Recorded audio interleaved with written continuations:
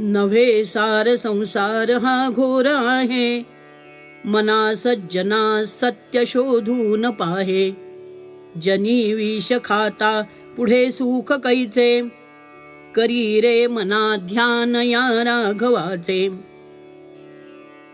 सर्व संत मंडळीत रामदास स्वामी हे प्रवृत्तीपर विचाराचे, संसाराचा पुरस्कार करणारे, प्रपंच विज्ञान आग्रहाने म्हणणारे आहेत असे मानले जाते. आणि त्यासाठीच इतर सर्व संतांना संताळे असे म्हणून केवळ रामदास स्वामींची तेवढी राष्ट्रसंत, कर्मयोगी, जनकल्याण तत्पर अशा विशेषणाने स्तुतीही करण्यात येते. आधुनिक बुद्धिवाद्यांचा हा विचार वारकरी आणि रामदासी यांच्यात जो दुजाभाव दिसतो तो निर्माण करणाऱ्या कारणापैकी एक आहे.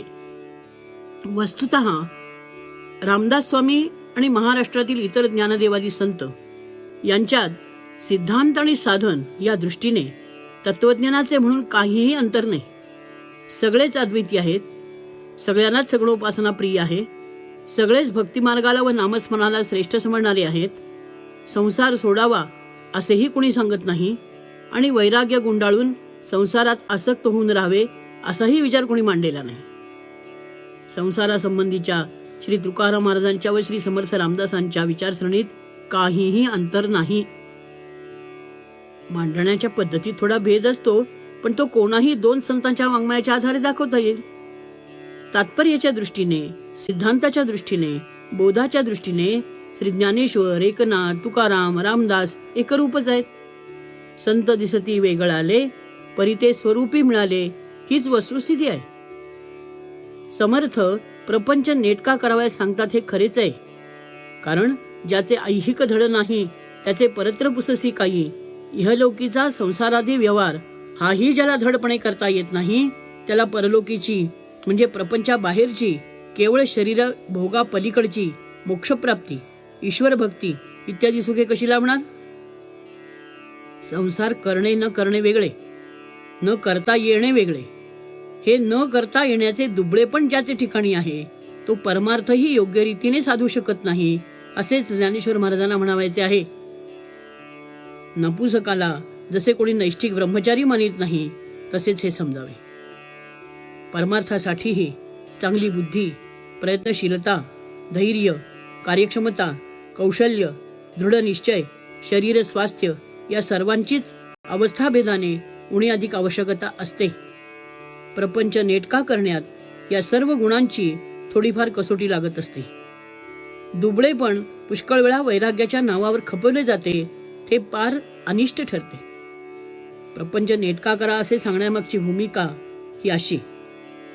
प्रपंच नेटका करणे हे त्याच्याविषयीची आसक्ती उणावण्याच्या दृष्टीनेही उपयोगी पडते. प्रपंच मूळचाच नासका म्हणून करावा नेटका, नेटका करता फिका होत जातो असे समर्थ सांगतात. त्याकडे नीट लक्ष देऊन पाहिले म्हणजे काही आधुनिक बुद्धिवादी समजतात त्याप्रमाणे समर्थ हे इतर संतांच्या पेक्षा वेगळे असे प्रवृत्तीवादी नाहीत. त्यांचे प्रपंच विज्ञानही संसारोन्मुख नाही हे लक्षात येईल.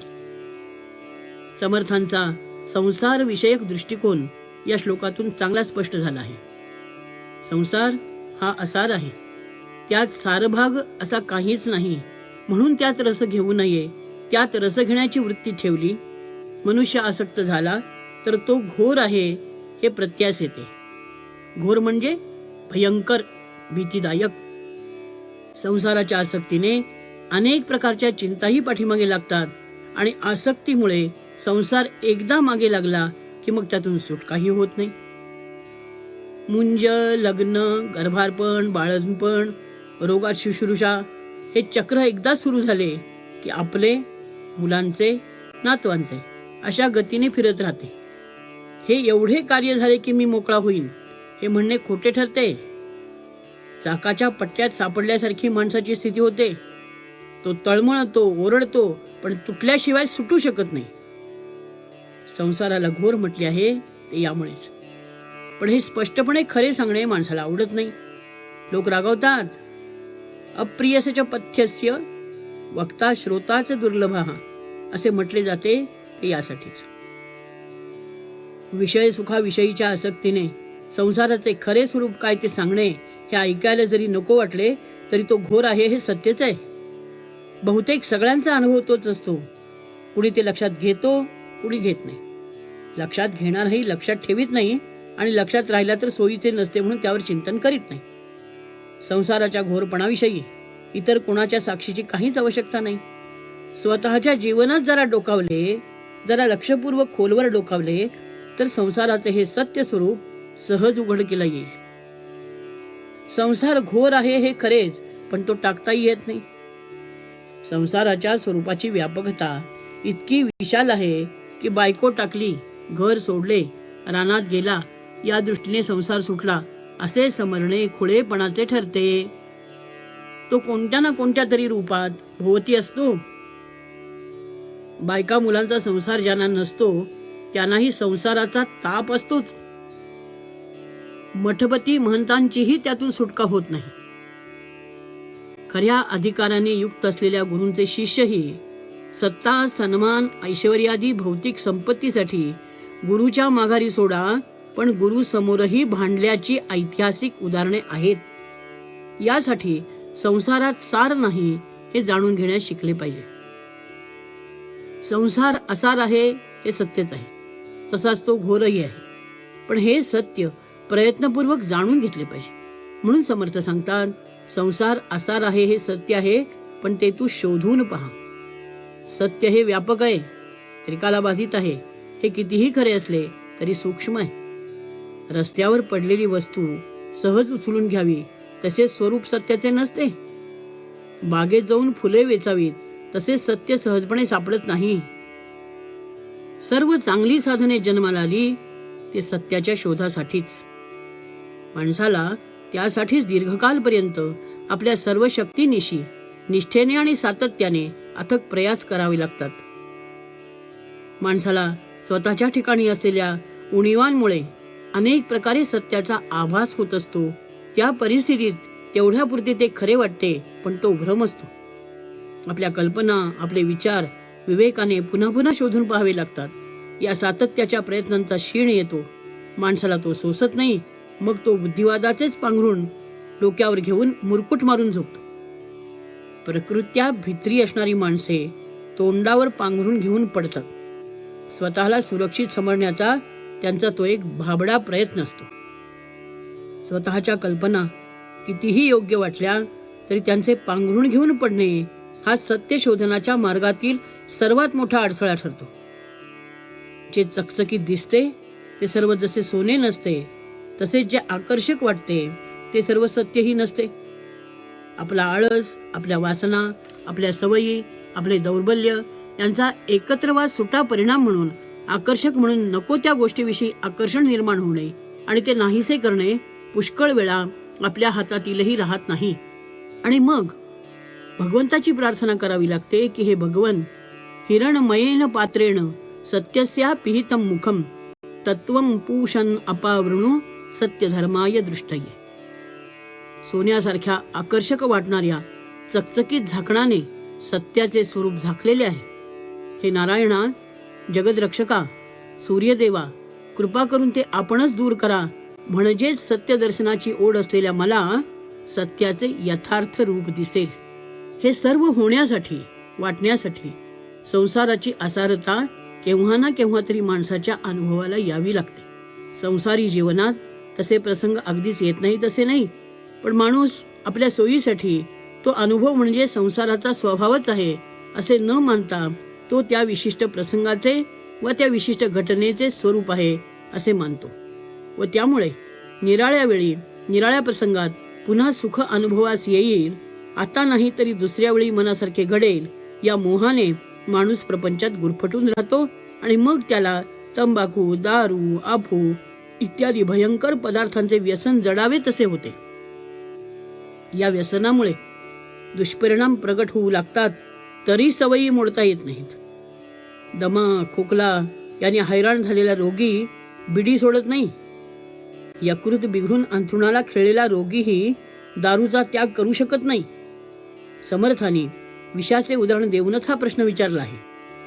सुख हवे असेल तर विषाचे सेवन करीत राहणे कसे योग्य ठरेल? जनी विष खाता पुढे सुख कैचे, हाच प्रश्न ते विचारतात. द्रव्य म्हणून कोणतेही विषवर्ज नाही. वैद्याच्या हातात तर त्यातील काही अमृताचे काम करतात, पण तरी विषच आहे. गहू, तांदूळ वा दूध, तूप यांच्यासारखा त्याचा उपयोग करणे प्राणघातक ठरणारे असते.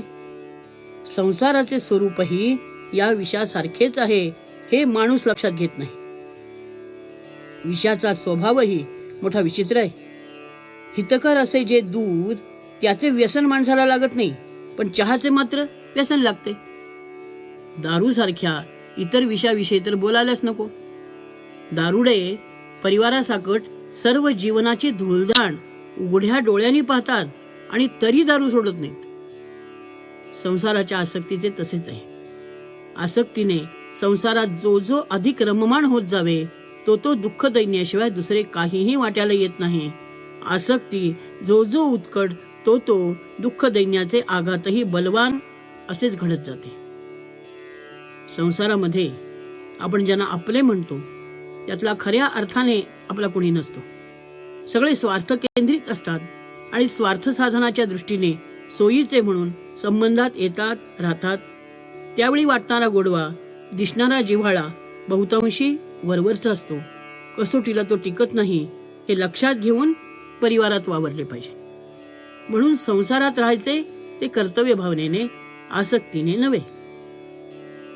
धर्मराजाने म्हणे नारदांना एकदा प्रश्न विचारला की संसारात राहून सुख कसे मिळेल. त्यावर नारद म्हणाले, मातर पितर पुत्राः बांधवाः सुहृदश्च ये यत् कुर्वन्ति यदिच्छन्ति चानुमोदेत निर्मम. आईबाप, घरातील वडीलधारी माणसे, मुले, बायको, मित्राप्त संबंधी व इष्टमित्र जे करतील, जसे वागतील, जे म्हणतील, जे मानतील त्या सर्वाला ठीक आहे असेच म्हणत राहावे, पण ते निर्मम भावनेने म्हणावे. करा काय हवे ते असे वैतागून म्हणू नये. कित्येक वेळा परिवारातील व्यक्तीचे एखादे वर्तन आपल्या विचाराप्रमाणे अत्यंत अनिष्ट असेही असू शकते. त्यावेळी ठीक आहे हे म्हणणे आपल्या विचारांच्या प्रामाणिकतेच्या दृष्टीने दांभिकही ठरू शकते. अशा वेळी फार तर कोणताही आग्रह न धरता आपला निषेध नोंदवावा. पण ज्याचे हित त्याला कळले पाहिजे या विवेकाने मी म्हणतो तसेच वागले पाहिजे असा हट्ट मात्र धरू नये व आपल्या मनाचा तोल ढळू देऊ नये. ही निर्ममताच आहे. हे असे निर्मम भावनेने वागता आले की मग संसाराचा घोर राहत नाही. तो भयप्रदही नसतो आणि चिंताजनकही नसतो. बायका मुलांपासून शरीरापर्यंत असलेला सर्व पातळीवरचा संसार हा मग एक साधन उरतो, सोय म्हणून राहतो आणि परमार्थाला त्याचा अडथळा राहत नाही. संसारातील आसक्ती सुटणे हेच महत्वाचे आहे. बाह्य स्वरूपातील संसार हा कधी सुटतही नाही व कधी सोडावायचाही नसतो. वानप्रस्थ किंवा संन्यासीही संसारातील सुटलेले असतात असे मानणे चुकीचे आहे. त्या अवस्थेत महंती असेल तर प्रश्नच नाही, पण महंती नसली तरी सुद्धा शरीर रक्षण, शरीर धारण तर टाकताच येत नाही. तेव्हा संन्यासालाही संसार असतोच. संन्यासाश्रम हाही साधन मार्गावरील एक टप्पा असल्याने त्याचे बाह्योपचार गृहस्थापेक्षा वेगळे असले तरी व्यापाचा विचार करता तो संसारच असतो. म्हणून संसाराची आसक्ती सोडणे, आसक्ती सुटणे हे महत्वाचे आहे व सारे प्रयत्न करावे लागतात ते त्या दृष्टीनेच. संसाराची आसक्ती सुटावी आणि परमार्थाची जवळीक घडावी यासाठी समर्थ एक श्रेष्ठ साधन 4थ्या चरणात सांगत आहेत. करी रे मना ध्यान या राघवाचे. ईश्वराचे ध्यान हा सर्व प्रकारच्या बाधक आसक्तीवरचा एक चांगला उपाय आहे. योगमार्गात सांगितलेल्या क्रमाने ध्यान ही साधना फार श्रेष्ठ प्रतीची आहे. समाधीच्या अगदी अलीकडची अशी ती अवस्था आहे. पण त्या ध्यान साधनेचा उपयोग विशिष्ट प्रमाणात, विशिष्ट पद्धतीने परमार्थ मार्गाच्या अगदी आरंभीही करता येतो. त्या ठिकाणी थोडीशी स्थिरता, चिंतन, एकाग्रता असे त्याचे स्वरूप असते.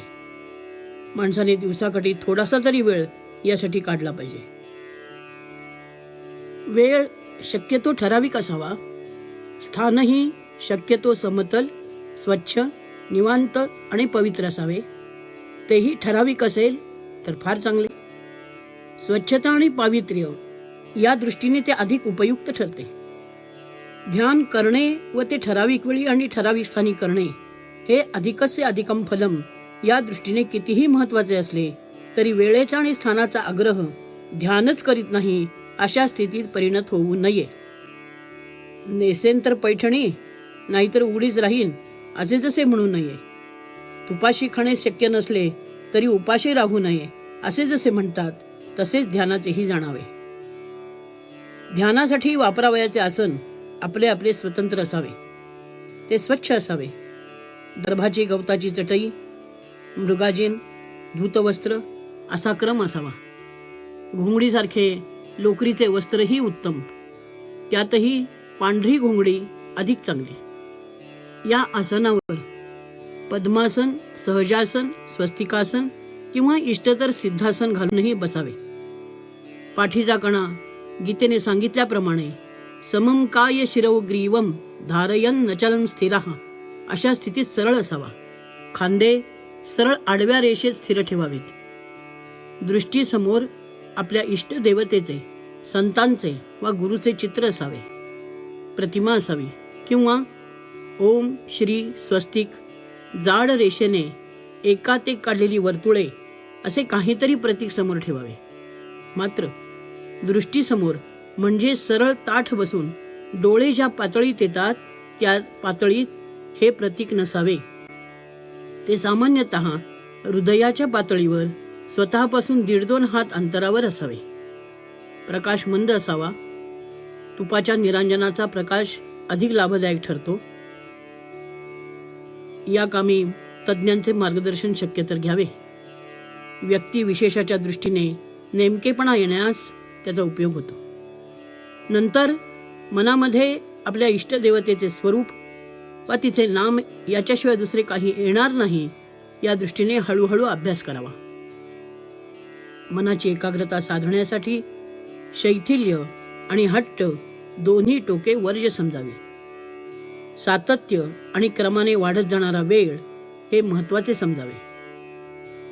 शरीराचे आरोग्य चांगले असले, आसने, व्यायाम, प्राणायाम, दीर्घश्वसन यांचा अभ्यास ठेवला, ज्याच्यामुळे शरीर मनाचा क्षोभ निर्माण न होईल असे वर्तन ठेवले, आहार विहार साधे सात्विक ठेवले, म्हणजे ध्यानातील एकाग्रतेचा लाभ हा कमी श्रमात अधिकाधिक मिळत जातो.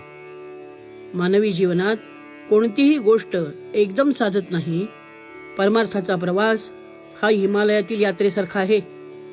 सर्व दिशांनी उंचसखल वळणे घेत जाणारा असा किंवा गोल जिन्याने चढण्यासारखा असतो. तेव्हा घाई न करता उपयुक्त त्या सर्व गोष्टी क्रमाक्रमाने साधत जावे व सातत्य ठेवावे. ईश्वराविषयीची भक्ती अंतःकरणात जितक्या उत्कट प्रमाणात असेल त्या प्रमाणात साधनेचे फल विपुल आणि लवकर मिळते. पण तुका म्हणे येथे नाही चालत तातडी या वचनाप्रमाणे धीर न सोडता सातत्य सांभाळावे, म्हणजे हळूहळू संसाराविषयीची आसक्ती उणावत जाते, अलिप्त राहता येते आणि मग मनाची प्रसन्नता आढळ होत जाते. करी रे मना ध्यान या राघवाचे या आदेशात समर्थांना हे सर्व अभिप्रेत आहे. जय जय रघुवीर समर्थ.